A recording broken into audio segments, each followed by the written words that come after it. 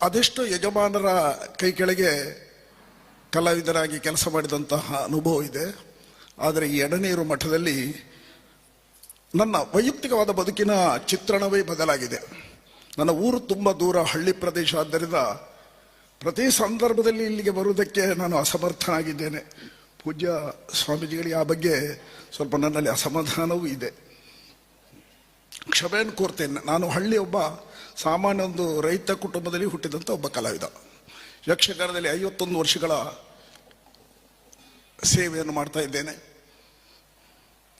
ದಿನೇಶ್ ಅಮ್ಮಣ್ಣಯರು ಭಾಗವತರು ಪ್ರಚಲಿತದಲ್ಲಿ ಎಂದು ನಮ್ಮ ಹಿಂದಿನ ತಲೆಮಾರಿಗೆ, ಈಗಿನವರಿಗೆ, ಇನ್ನು ಬರುವವರಿಗೆ 3 ತಲೆಮಾರಿಗೆ ಅವರು ಚಿರಪರಿಚಿತರಾಗಿ ಇರ್ತಾರೆ. ಯಕ್ಷಗಾನ ಕ್ಷೇತ್ರ ಎನ್ನುವುದು ಇದೊಂದು ಆಳವಾದ, ವಿಶಾಲವಾದ, ವಿಸ್ತಾರವಾದ ಸಾಗರ.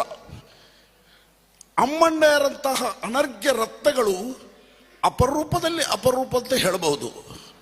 ನಾವು ಯಕ್ಷಗಾನ ಕ್ಷೇತ್ರಕ್ಕೆ ಬರೋದಕ್ಕಿಂತ ಮೊದಲು ತುಂಬ ಹೆಸರುವಾಸಿ ಭಾಗವತರುಗಳು ಇದ್ದರಂತೆ.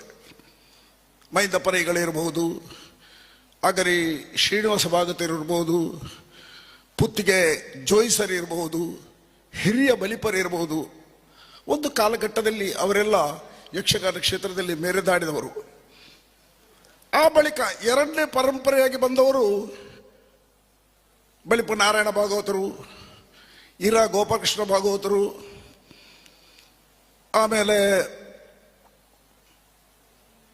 ಮಂಡೆಚ್ಚರು, ದಾಮೋದರ ಮಂಡೆಚ್ಚರು. ಇವರೆಲ್ಲ ಆ ನಂತರ ಬಂದ ಪರಂಪರೆಯವರು.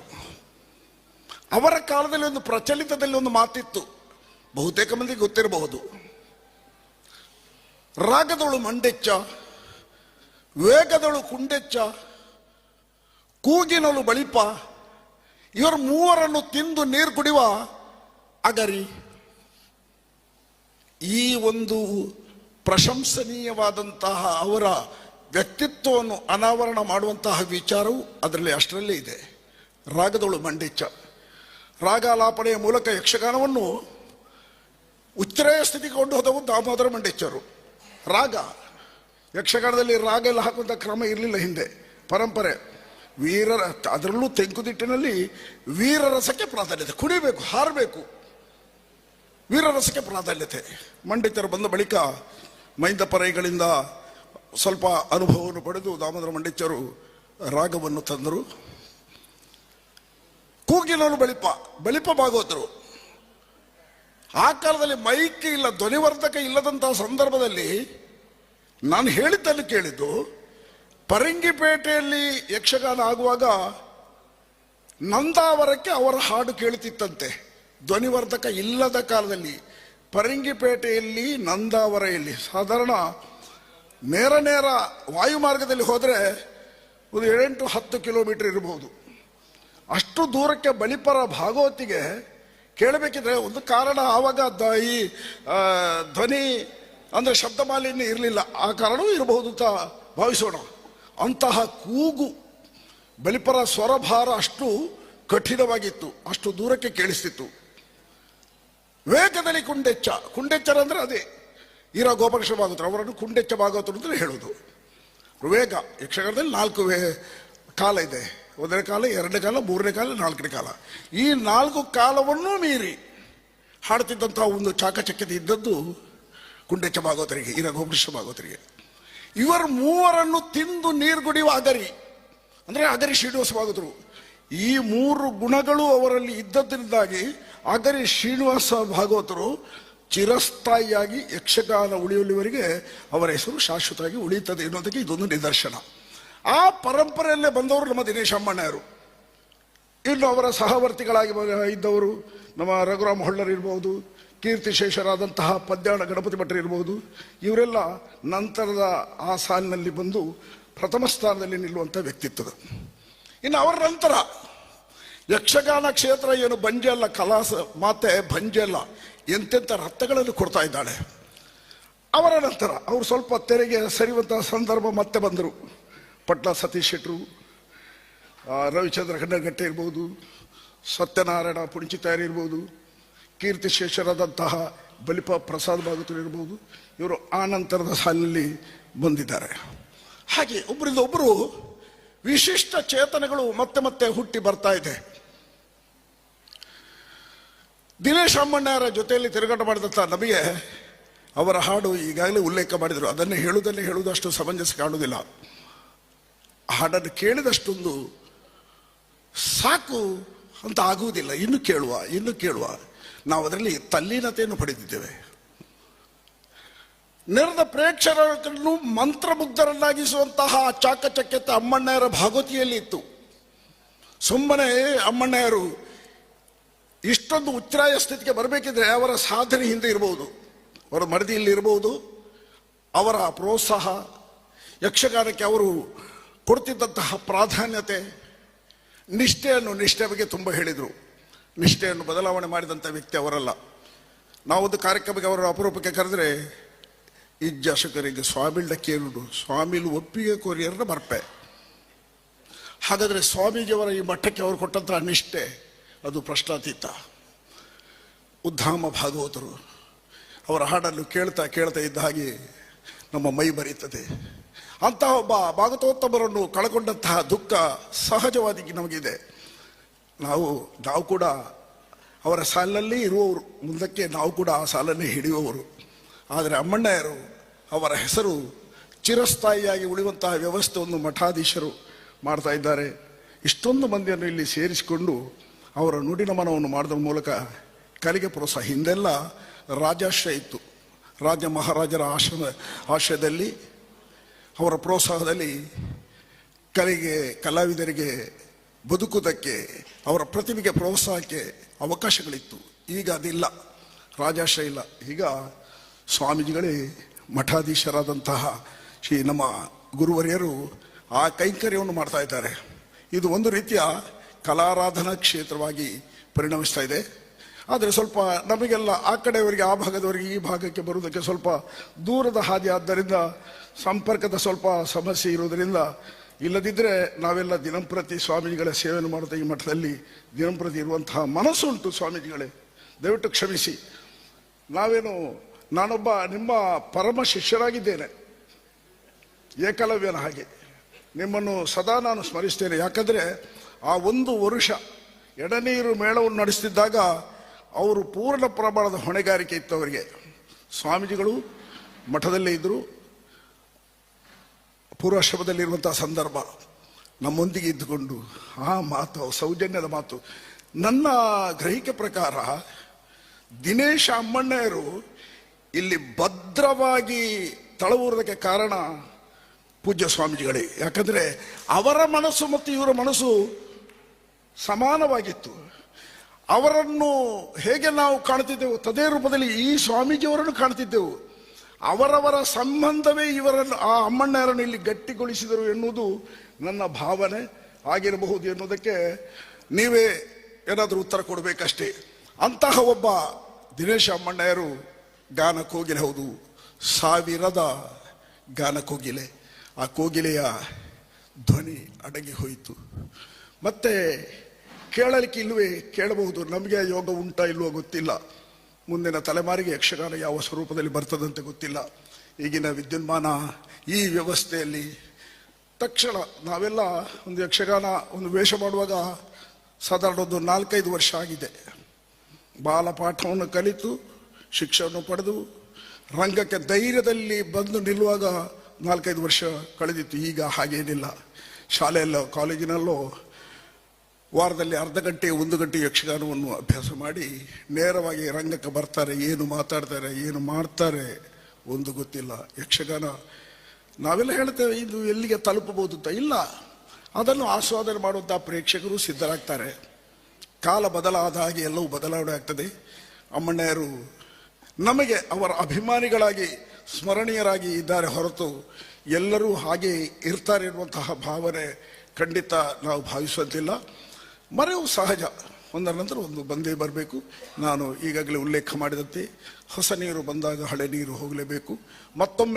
ಮತ್ತೊಂದು ಸ್ವರೂಪದಲ್ಲಿ ಅವರ ಆವಿರ್ಭಾವ ಆಗಲಿ. ಯಕ್ಷಗಾನ ಕಲಾ ಮತ್ತೆ ಅಂತಹ ವ್ಯಕ್ತಿಗಳ ಒಂದು ಸಾಧನೆ ಚಿರಸ್ಥಾಯಿಯಾಗಿ ಉಳಿಯುವಂತೆ ಪೂಜ್ಯ ಸ್ವಾಮೀಜಿಗಳು ಮನಸ್ಸು ಮಾಡಿದರೆ ಇಲ್ಲಿ ಅವರ ನೆನಪೊಂದು ಶಾಶ್ವತವಾಗಿ ಉಳಿಬಹುದು ಎನ್ನುವಂತಹ ಆಗ್ರಹವನ್ನು ಎಲ್ಲರ ಪರವಾಗಿ ನಾನು ಹೇಳುತ್ತಾ ಈಗಾಗಲೇ ಸತೀಶ್ ಶೆಟ್ಟರನ್ನು ಉಲ್ಲೇಖ ಮಾಡಿದರು. ವಿದ್ಯುನ್ಮಾನ ಇದರಲ್ಲಿ ಕಲಾವಿದರ ತೇಜೋವಧೆ, ಯಕ್ಷಗಾನದ ತೇಜೋವಧೆ. ನಾನು ಹೇಳ್ತೇನೆ, ಈಗ ಯಕ್ಷಗಾನದ ಬಗ್ಗೆ ಇದಮ್ಮಿತ್ತಮ್ ಹೇಳುವಂತಹ ನೈತಿಕತೆ ಇರುವಂತಹ ಒಂದು ಕ್ಷೇತ್ರ ಅಂತ ಇದ್ದರೆ, ಒಂದು ಕೇಂದ್ರ ಸ್ಥಾನ ಅಂತ ಇದ್ದರೆ ಇದು ಎಡನೀರು ಮಠ. ಸ್ವಾಮೀಜಿಗಳು ಇದಕ್ಕೆ ನಿಯಂತ್ರಣ ಹೇರುತ್ತಾ ಎಲ್ಲರನ್ನು ಒಡಗೂಡಿ ಇದಕ್ಕೆ ಸ್ವಾಮೀಜಿಗಳ ಬಾಯಿಂದ ಒಂದು ಮಾತು ಬಂದರೆ ಇದು ಖಂಡಿತ ಅನುಷ್ಠಾನಕ್ಕೆ ಬಂದೇ ಬರ್ತದೆ. ಯಕ್ಷಗಾನ ಕ್ಷೇತ್ರಕ್ಕೆ ಅಪಚಾರ ಆಗುವುದನ್ನು ತಡೆಯುವುದಕ್ಕೆ ಯಾವ ಸರ್ಕಾರವು ಯಾವ ರಾಜಕಾರಣಿ ಮುಂದೆ ಬರೋದಿಲ್ಲ. ಸ್ವಾಮೀಜಿಗಳು ನೀವು ಎದುರು ನಿಲ್ಲಬೇಕು, ನಿಮ್ಮೊಂದಿಗೆ ನಾವಿದ್ದೇವೆ ಅನ್ನುವಂತಹ ಮಾತನ್ನು ಹೇಳುತ್ತಾ ಸತೀಶ್ ಶೆಟ್ಟರು ಉಲ್ಲೇಖ ಮಾಡಿದಂತಹ ಯಾವ ಉದ್ದೇಶ ಉಂಟೋ ಅದು ಅನುಷ್ಠಾನಕ್ಕೆ ಬರುವ ಹಾಗೆ ಪ್ರಯತ್ನ ಪಡಬೇಕು ಅಂತ ಈ ಸಂದರ್ಭ ಹೇಳುತ್ತಾ, ದಿನೇಶ್ ಅಮ್ಮಣ್ಣಯ್ಯರ ಆತ್ಮಕ್ಕೆ ಚಿರಶಾಂತಿ ಸಿಗಲಿ. ಅವರನ್ನು ಅಗಲಿದಂತಹ ಅವರ ಶ್ರೀಮತಿಯವರಿಗೆ, ಮಕ್ಕಳಿಗೆ ದುಃಖವನ್ನು ಸಹಿಸುವಂತಹ ಶಕ್ತಿಯನ್ನು ಭಗವಂತ ನೀಡಲಿ. ನಮಗೆಲ್ಲರಿಗೂ ಮತ್ತೊಮ್ಮೆ ಅಮ್ಮಣ್ಣಯ್ಯರ ಆ ರಾಗಾಲಾಪನೆಯನ್ನು ಕೇಳುವಂಥ ಅನುಕೂಲತೆಯನ್ನು ಭಗವಂತ ಒದಗಿಸಿಕೊಡಲಿ. ಅದು ಯಾವ ಸ್ವರೂಪದಲ್ಲೂ ಬರ್ಬೋದು. ಈಗಾಗಲೇ ಅವರಂತೆ ಹಾಡುವಂಥ ಒಬ್ಬ ವ್ಯಕ್ತಿ ಇದ್ದಾನೆ. ಅವರ ಹಾಗೆಲ್ಲ ಅವರೊಂದು ಪಡಿಯಚ್ಚು ಅದರಲ್ಲಿದೆ. ಇಲ್ಲಿ ಇದ್ದಾರೆ ಶಿವಪ್ರಸಾದ್ ಎಡಪದವು ಅಂತ. ಅವರು ನಮ್ಮ ಒಟ್ಟಿಗೆ ಮೇಳದಲ್ಲಿ ತಿರುಗಾಟ ಮಾಡಿದವರು. ಸರಿ, ಸಾಮಾನ್ಯ ತಕ್ಷಣ ಕೇಳಿದಾಗ ಅಮ್ಮಣ್ಣಯ್ಯರ ರಂಚನೆ ಪಣಪೇರಿ ಅಂತ ಹೇಳುವಷ್ಟರ ಮಟ್ಟಿಗಾದರೂ ಅಮ್ಮಣ್ಣಯ್ಯರ ಒಂದು ಪರಂಪರೆ ಸಣ್ಣ ಮಟ್ಟಿನಲ್ಲಾದರೂ ಉಳಿಯುವಂಥ ಒಂದು ವ್ಯವಸ್ಥೆಯನ್ನು ಕಲಾ ಸರಸ್ವತಿ ಕೊಟ್ಟಿದ್ದಾಳೆ. ಅದನ್ನು ಬೆಳೆಸುವ ಅಂತ ಹೇಳಿಕೊಳ್ಳುತ್ತಾ ಅವರ ಆತ್ಮಕ್ಕೆ ಶಾಂತಿ ಸಿಗಲಿ ಎನ್ನುವಂತಹ ಮತ್ತೊಮ್ಮೆ ಕೋರಿಕೆಯನ್ನು ಸಲ್ಲಿಸ್ತಾ ಯಕ್ಷಗಾನಂ ವಿಶ್ವಗಾನಂ.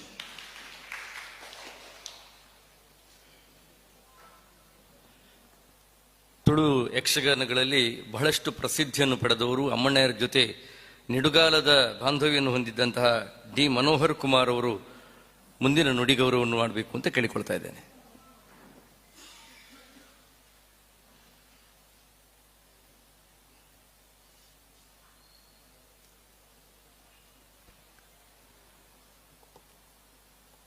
ಪೂಜ್ಯ ಗುರುಗಳ ಪಾದಗಳಿಗೆ ಶಿರಬಾಗುತ್ತಾ ವೇದಿಕೆಯಲ್ಲಿರುವಂಥ ಎಲ್ಲ ಹಿರಿಯರುಗಳಿಗೂ ನಮನಗಳನ್ನು ಸಲ್ಲಿಸ್ತಾ, ಯಕ್ಷಗಾನದ ಮೇಲೆ ಪ್ರೀತಿ ಇಟ್ಟು ಬಂದಂಥ ಯಕ್ಷಗಾನ ಅಭಿಮಾನಿಗಳು ಮತ್ತು ಅಮ್ಮಣ್ಣಯ್ಯರ ಅಭಿಮಾನಿಗಳಿಗೆ ಕರಜೋಡಿಸಿ ವಂದಿಸುತ್ತಾ,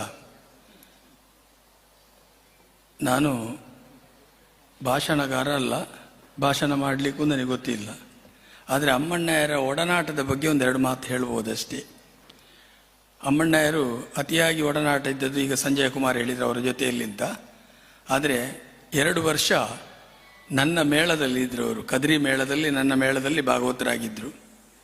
ಆ ಹೊತ್ತಿನಲ್ಲಿ ಅವರಲ್ಲಿದ್ದಂಥ ನಿಷ್ಠೆ ಮತ್ತು ರಂಗವನ್ನು ಜೀವಂತವಾಗಿ ಉಳಿಸುವಂಥ ಕ್ರಮಗಳು, ಇದನ್ನೆಲ್ಲ ನೋಡಿ ಸಂತೋಷಪಟ್ಟವ ನಾನು.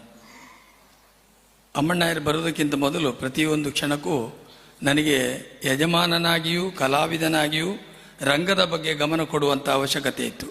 ಅಮ್ಮಣ್ಣಯ್ಯರು ನನ್ನ ಮೇಳಕ್ಕೆ ಬಂದಾಗ ನನಗೆ ರಂಗದ ಬಗ್ಗೆ ಗಮನ ಕೊಡುವಂಥ ಅವಶ್ಯಕತೆ ಬೀಳಲಿಲ್ಲ. ಯಾಕೆಂದರೆ ರಂಗದ ಬಗ್ಗೆ ಅವರು ಚಿಂತನೆ ಮಾಡ್ತಾಯಿದ್ರು, ರಂಗ ಹೇಗೆ ರೀತಿಯಲ್ಲಿ ಉಳಿಸಿಕೊಳ್ಳಬಹುದು ಅಂತ.